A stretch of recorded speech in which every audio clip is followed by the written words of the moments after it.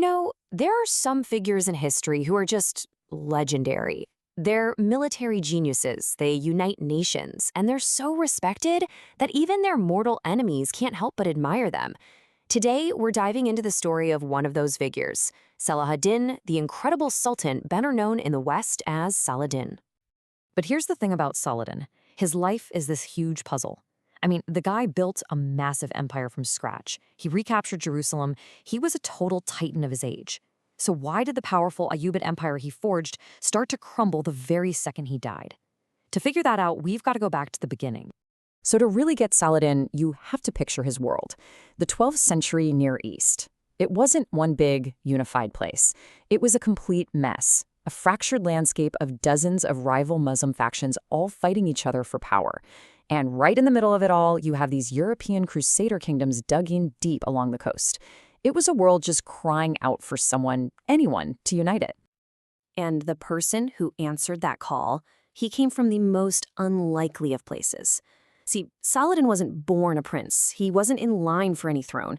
His family was Kurdish, and they were soldiers, good ones, but they served other powerful lords. He had absolutely no dynastic claim to rule over the Arab and Turkish people of Syria and Egypt. His path to power wasn't going to be inherited. It had to be earned. So how does an outsider like him make that happen? How does he build legitimacy? Well, he found the one cause that was bigger than any single kingdom or dynasty. He championed the idea of jihad. Now for Saladin, this was way more than just a religious idea. It was a brilliant political masterstroke. By making himself the one true leader of the holy struggle against the Crusaders, he could unite all those squabbling factions under one powerful banner. It was the perfect mission statement.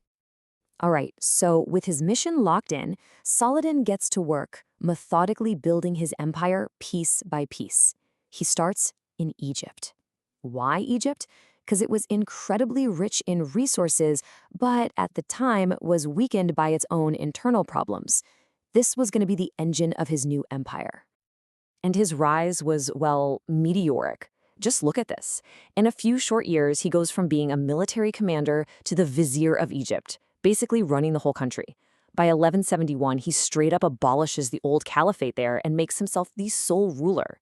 From that power base, he just expands relentlessly, uniting Muslim lands from North Africa all the way to Syria under his new Ayyubid dynasty. The real turning point, though, came in 1174, when his old boss, Nur al-Din, died. Suddenly, there's this huge power vacuum. Saladin moves lightning fast. He basically argues that Nur al-Din's heirs are too weak to lead the fight, that he's the only one with the strength to carry on the holy war.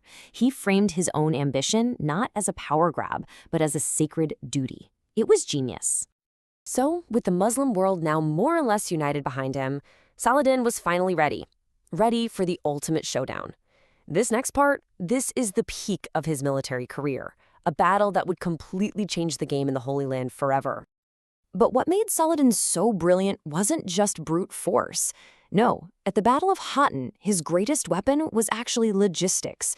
He knew those heavily armored Crusader knights were absolute tanks in a head-on fight, so he decided he was going to beat them before the battle even really started. Okay, so check out this four-step trap he laid. It's beautiful. First, the lure. He baits the entire Crusader army into marching across a totally waterless plain in the blistering July heat.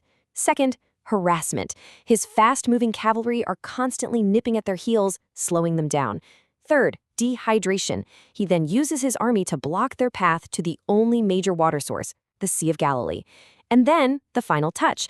When they finally collapse into an exhausted camp for the night, he surrounds them and sets the dry grass on fire, choking them with smoke all night long.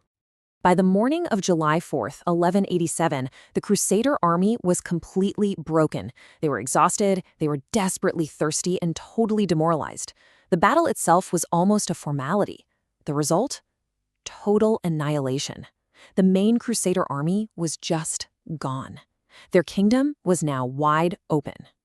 And in the aftermath, you really see Saladin the strategist at work. He shows this calculated justice. The captured king Guy, he spares him, famously saying, "Kings do not kill kings." He was upholding a code of honor. But then there was Reynald de Chatillon, a guy notorious for breaking truces who had basically provoked this whole war. For him, no mercy. Saladin executed him with his own hands, sending a crystal-clear message about the price of betrayal. Now, as you can imagine, the fall of Jerusalem sent absolute shockwaves across Europe. It sparked the Third Crusade, and with it came Saladin's most famous rival, King Richard the Lionheart of England. This was it. The stage was set for one of the most legendary rivalries in all of history. After years of absolutely grueling warfare, both of these titans were just worn out. They couldn't decisively beat each other. So they negotiated the Treaty of Jaffa, which was a really pragmatic compromise. Saladin kept the ultimate prize, Jerusalem, but he guaranteed safe passage for any unarmed Christian pilgrims who wanted to visit. It was technically a stalemate, but let's be real, it cemented Saladin's incredible victory. And throughout all of this, Saladin built this reputation for chivalry and mercy that became legendary.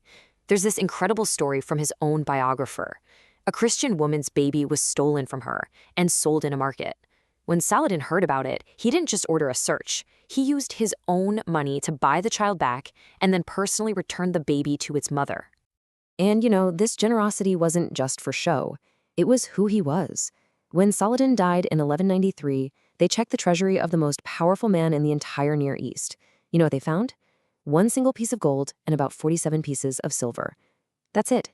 He had given almost everything he owned away to charity and to his people. His family actually had to borrow money just to pay for his funeral. Which brings us right back to that big question from the beginning. This man, so successful, so powerful, so admired by everyone, how could his entire life's work unravel so quickly? Well, the answer isn't in what he did, but in what he failed to build for the future.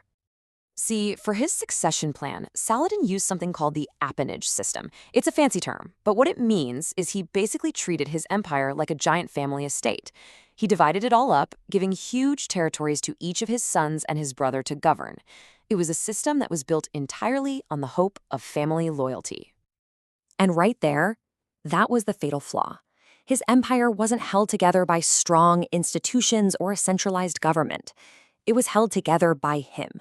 By his personal authority, his reputation, his incredible charisma. He was the glue. And the moment he died, that glue just dissolved. You can see the result right here on this chart. That massive unified empire was immediately carved up. Damascus goes to one son, Egypt to another, Aleppo to a third, and a big chunk of Mesopotamia goes to his brother.